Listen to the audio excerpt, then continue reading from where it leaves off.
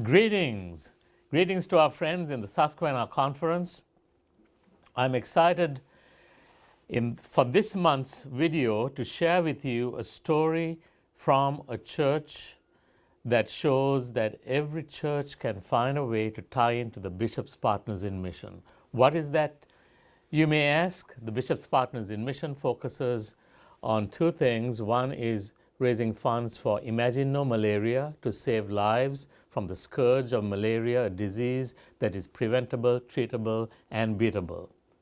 We also are working to reduce the debt that Mission Central has so Mission Central can do its amazing work of providing God's resources for human need.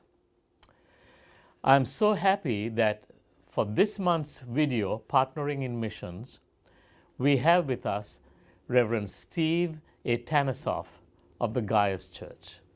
Thank you for having me, Steve, sir. thank you so much for being here. Well, thank you for having me, sir. And I'm excited that you are willing to share your story about what you did with Geyers Church to help us in Bishop's Partners in Mission. Can you tell us how that whole thing started, what thoughts you had, and how that translated into a whole series of services? Okay, well, thank you, Dilip.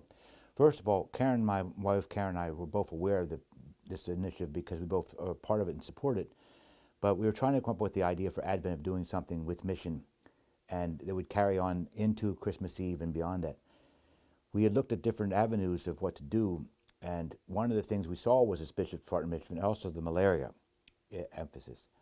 So I contacted you directly, and you were kind enough to get back to us with a whole series of resources that were available, which I was not aware of. So rather than reinventing the wheel here, there was a number of things from worship banners to litanies, all sorts of things, like even sermon prompts, actual sermon, children's sermon. Yes. And actually I said, we watched the children's sermon, my secretary and I said, we could use that. And there's every possible resource were available. So we got that sent to us, you downloaded it and so forth, and we started to look at what could be done with it. We noticed, and I'll show you the banners that you had a different theme each week. Yeah, show that to our friends. Imagine love, imagine joy. There were one for each week, like that. Fortunately, we noticed also that our worship banners, which were on the sanctuary walls, all were matched up to what you had there. How about that? And so we were able to take every service and say, okay, this week's theme was peace and love. And we could already look at the banner and we could point and say, okay, today you see our banner over there. And people would look and see today, and it all fit so well with that. We didn't talk about malaria each week, but we said we're going to emphasize, our goal was to make a concrete thing, and malaria was the thing that was the visual thing, about our goal was to eliminate malaria. We even talked about what is malaria and how it's prevented, about the tents, the nets, and things like that, and about what $10, we went through every possible thing about that and said you could save a life for $10, and that became more visual with that. It started off slow because our church had not done this. Now we have people who are involved in Mission Central, and they come once a month to work over here. So they're aware of Mission Central, and Mission Central is well received. They've not, in the whole time that I know of, done anything with malaria. They didn't know these two even tied together. So we talked about malaria and why malaria and whatever. And you have to understand, our church is a small rural church. So it's not like we have thousands of things going on. And it took a little time to get them to embrace this because they said, well, who cares about malaria? And we had to but try to say, why does this matter? And how is it part of our collective church, not just even our district, but beyond our district, about how you can do together, with no matter how small it is, something toward this. That's outstanding. Stephen, a lot of the people listening to this are not necessarily from our district. Can you tell us a little bit about Geyers Church, how many people worship there on Sundays? Give us an idea so that people will understand how this worked for you. Yeah, well, I want to just say I'm very proud of Geyers. I mean, I love being there. But ours is a small church. I mean, when I say small, I mean that literally. On a good Sunday, 70 people in worship. We're full-time. And I'm proud to say they pay their shares of ministry in full. They are doing it. But we've had to work very difficultly, or not diligently, as the term I want to use, to get them to see that what we do in a conference level matters. And that includes not the shares of ministry, but this kind of stuff.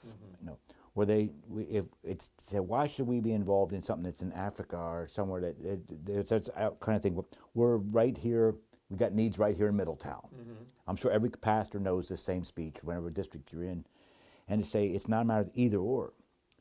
It's not a matter that what we do in Middletown is more important or less important than what happens in Africa, which is where a lot of this is taking place, but it's all part of a ministry of what we do.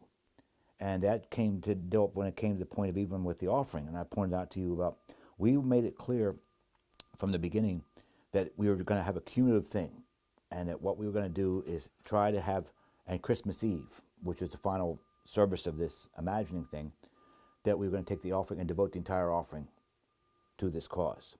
And for them, that's a kind of a leap of faith, not that we're, saying we get thousands of dollars on Christmas Eve, but Christmas Eve is usually a decent offering. Yes. And they would think that, well, we'll use that to catch up on some things. And I announced that everything that we do tonight, will go to this initiative. I see. So you told them well ahead of time. This is something that pastors often ask me.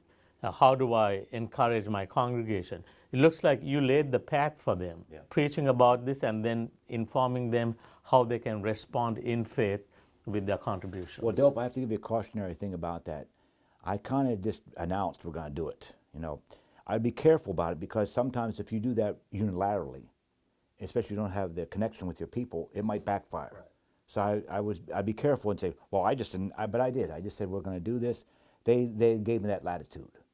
There was not a dissenting vote. No one said, oh no, how would that be? But so please be careful, unless some pastor hear this and say, oh, I'm just going to do the same thing. You have to know what your people are capable of handling. In this case, it was fine. I knew the people well enough after 4 years what was going to be done there.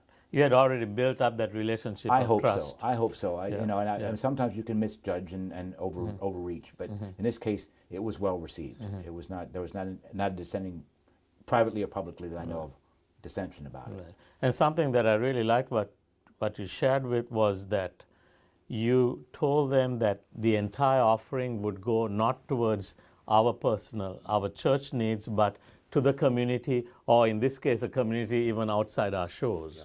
That is not just a one-time thing. I think that's going to be the model we go going forward. Wonderful. With Christmas Eve especially, and stuff like where we have certain services that we know what we have to do to meet the budget of the church. We are fully aware of that. But we can say, look, we have a commitment beyond this building, beyond the oil bills or whatever it might be, to what is going on here. And they can't use the excuse, any church, that we're too small, because Geyers is small. Okay. And we've gotten smaller since I've been there, not bigger. But, I said, I really believe that if you challenge people, then they feel good about that, because sometimes, what are we doing as a church? If all we're doing is paying the pastor's salary and keeping the lights on, that's not ministry. But to say, well, we made a difference. In malaria, we did something with malaria. Right. And if it's just a flash in the pan, well, we do it this year, next year, what's the next thing? Right. We're hoping to build in this. Wonderful. Do that. And that's another thing. You're not seeing it as a one-time thing, but something that you will build on. No. As we move on to our final minute, Steve, what kind of encouragement would you give to a pastor whose congregation has not participated in something like this? And what would you say to encourage them and guide them forward? Well, first of all, I just say start. And we'd start off with a very small thing. Just calling you was a small, no one knew what this was. And we had to say, call Dillip and find out what's going to be. Your team walked us through the whole process. You didn't tell us how to do it, but you gave us the resources. We could pick and choose. We didn't use everything you gave us. You had been overwhelming. But we said, okay, we can do this. We can do that children's message. And so if you begin somewhere, instead of saying, well, why we can't do it, start. And you did. Your group was very helpful in getting us on the ground, off the launching pad there. And I'm sure in the future, if I called you, there'd be in fact, you're coming out in March to speak at my church as it is, to do follow-up on it. So. Yes, yeah. We are delighted too. We have Bishop's Partners in Mission ambassadors in every district. So I'll share this with those who are listening. In every district. So we'd love to help you. We have people locally who come up, and if they can't get there, I will drive over and I'll work with you.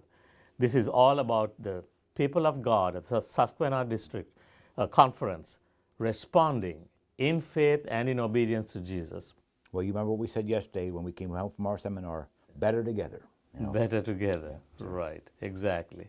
So as we conclude, I thank you for listening, and I thank Reverend Atanasoff for sharing this message about what his church did. It's not the size of the church, it's really your commitment to responding to God's call, and in this case, Bishop's Partners in Mission, which Bishop Jeremiah Park started several years ago, and we are now have responded in a huge way. We have passed the $700,000 mark in raising funds for Bishop's Partners in Mission. How did we do that? By churches like Reverend Atanasoff's responding in faith, in obedience, and in joy to share what we have with others. So I remind ourselves again of Ephesians 3:20. For God is able to do far more than we can even think or imagine, according to his power that is at work within us. Thank you for your faithfulness. Thank you, people of the Susquehanna Conference. Let us continue the good work that we have been doing.